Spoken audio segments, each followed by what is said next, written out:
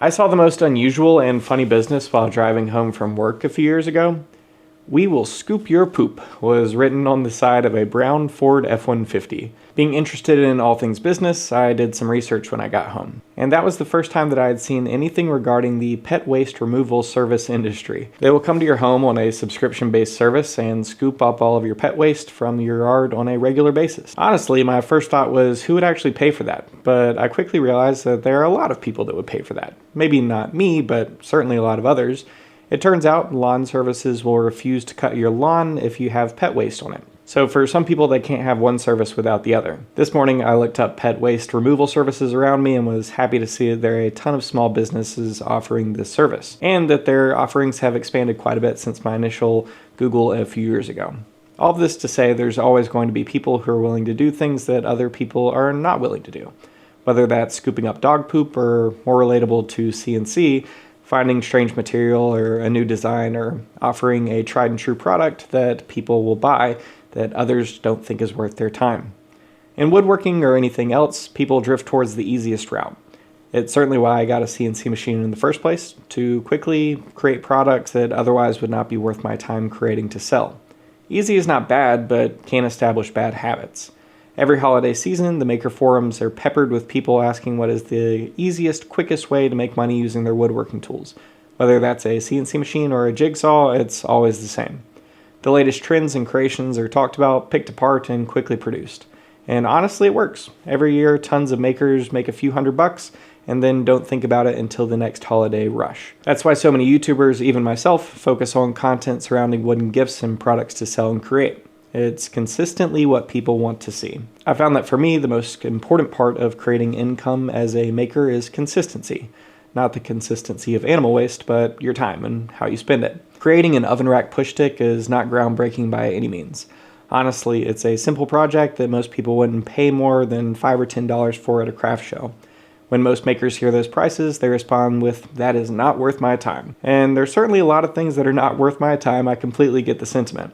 But personally, I've spent a lot of my time this last year thinking about what actually is worth my time. And once I had done all that thinking, I could really hone in on what's important to me and what I can offer to my family, my friends, and even this YouTube channel and business, in that order specifically.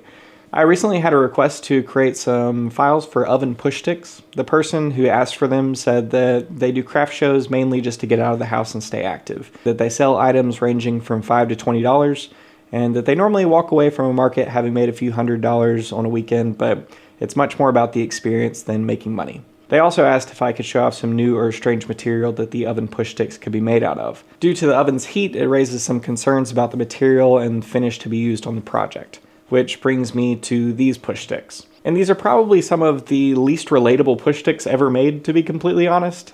These are made out of a material called Richlite. It's a resin-impregnated compressed paper that by no means is cheap. Actually, the 12 by 12 section of this half-inch thick material cost $40, making the material cost alone for these $10 each, because we were able to cut out 4 of them. Obviously, these push sticks are much better suited to be made out of scrap material, but even batching out a lot of these in walnut would be a cheaper option than this Richlite.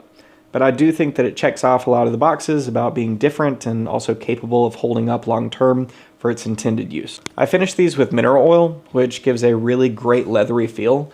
The material is so strange, it chips easily when you're milling it, so definitely take it slow. And it accepts a certain amount of oil while still being a very solid, non-permeable material. Regardless of what material you use, I for sure would stick with an oil or wax for these. That way, when it touches very hot surfaces, it's not burning off toxic fumes like it would with a lacquer finish. So, these are the 4 designs that I came up with. The first is a little bit of a callback to some cutting board designs that I made a few years ago, with a very long, thin handle and a very open inside.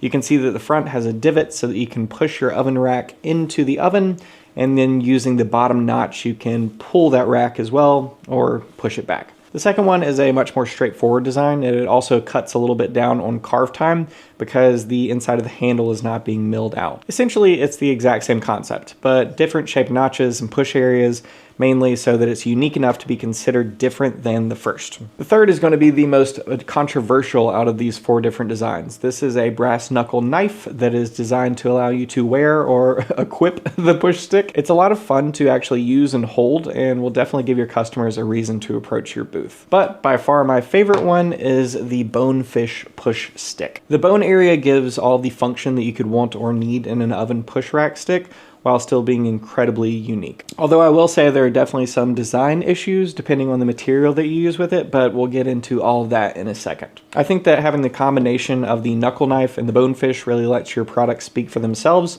and gives a great opening customer interaction for your booth. I know that that's not really what everybody's looking for, but I absolutely hate drumming up sales by talking with people in the booth, so creating compelling projects is kind of a must for me.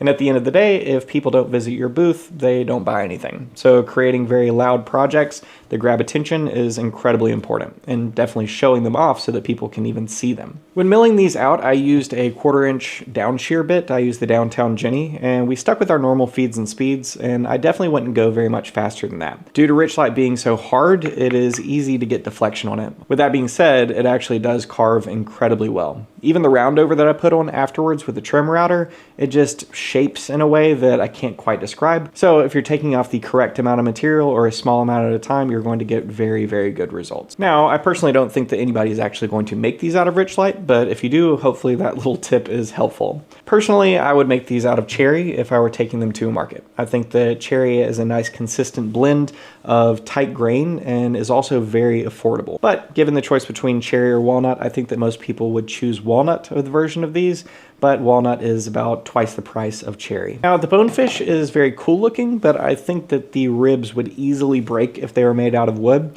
I messed around with this design a whole lot, trying to make them much thicker, and the thicker that I made them, to the point where I felt that they were actually going to stand up to daily use, the stranger they looked. This looks very good, but like I said, I don't think that it's going to hold up very well, especially offered in a 1/2-inch thickness. A material that I do think would actually hold up well with this is this Bamex material. I've showcased this on the channel a few different times. It is solid bamboo, and this material is absolutely incredible if you're making trays, anything like that. I'll have it linked down below.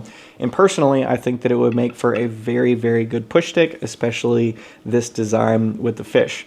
The unfortunate part is this material comes in 3/4 of an inch, and hopefully in the future they'll offer this in a 1/2-inch thickness. I think that 3/4-inch thick Bamex is just a little bit too thick to work correctly when putting in the oven rack and pulling things out due to the spacing of the actual wires of the oven rack, but it's still a great option if you're looking to create something for yourself to figure out if it actually does work. So that being said about the 3/4-inch material, I would highly recommend using 1/2-inch material or even 1/4-inch material to make these. And I'm not saying that it's going to 100% break if you make this Bonefish out of hardwood, but the possibility is definitely there. And it's also why we have all 4 of these designs to choose from. All 4 of these are now available on cncwithme.com and ready to cut Carveco and Vectric files, as well as SVG and DXF files that can be used when following along with this project's toolpath tutorial. We're going to be cutting out all 4 of the designs at the exact same time. And if you haven't entered yet, we'll be having 3 winners to the very last CNC With Me challenge of 2024. And it's extremely easy. Just submit your favorite thing that you've made in 2024. We've already gotten a few submissions, and I've really been enjoying seeing what people have been making this year. As always, a huge thanks to all of you CNC With Me members. That list that's flying by right now is always so incredibly humbling to see. And also, it's very interesting that so many of y'all's names start with J. Like a ton of y'all's names start with J. I don't know why. All right, thanks for hanging out with me, and I will be seeing y'all next Friday. Bye.